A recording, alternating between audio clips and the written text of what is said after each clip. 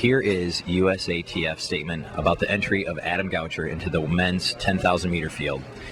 Any athlete lacking a qualifying mark in any event is allowed under USA Track and Field rules to appeal their entry into the U.S. Olympic team trials. A two-person entry appeals jury examines all such appeals and rules on them on an individual basis. Several appeals have been granted into this meet in events ranging from the javelin to the long jump, decathlon to the 10,000 meters. Adam Goucher appealed his entry into the men's 10,000 meters last week prior to the men's 5K final.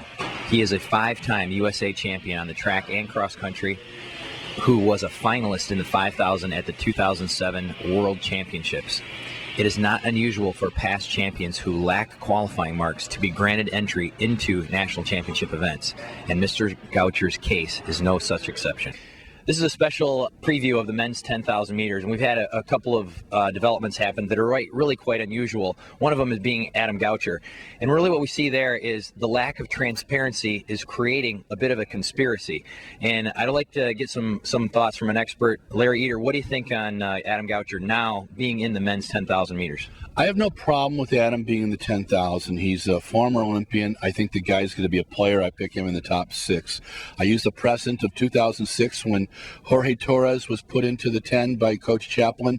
Torres had no mark and he went and won. I thought that was a brilliant move, and I think we need that flexibility in the appeals process. My problem is we don't know who's on the Board of Appeals.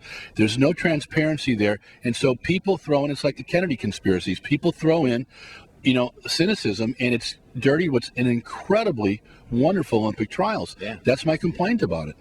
Yeah, it's sort of spreading, I got to say.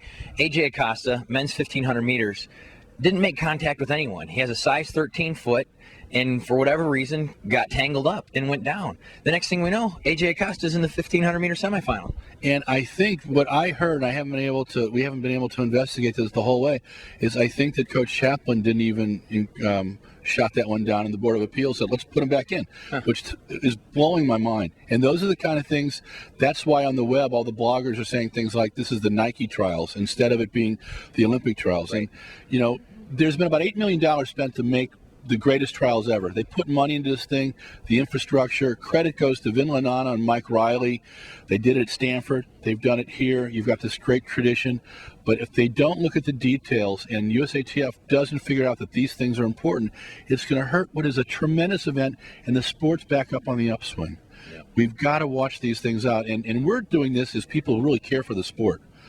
But these kind of things have got to be changed. Yes, definitely. We got to leave unpredictability in there. When people go in and medal, it makes us all worried that this isn't a fair system. As politics is taking precedent over what we love to see, Olympians being born under unpredictable conditions, and there's nothing more exciting than that. And that's what a lot of this has been all about, and that's what we want to keep it as. So let's talk about the men's 10K. We got some serious players in there.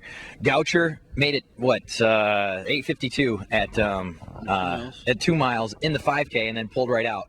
I see it going that fast for 2 miles in the 10K, especially with Abdi Rahman with a 27:17. Not even two weeks ago. 2 weeks ago. Yeah, he's on fire. It was the most underrated 10,000 I've ever seen. You got Bekele out there running the fastest time in North America, and Abdi's with a group of 7 Kenyans and Ethiopians, and they're running perfect pace. If it had been in the evening, he'd have broken Meb's record.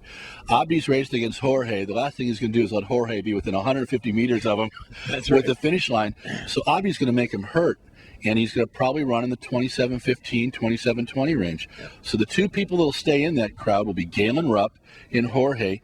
Dan Brown, don't discount. He ran a 28:04 by himself on a small track in Oregon a couple of weeks ago.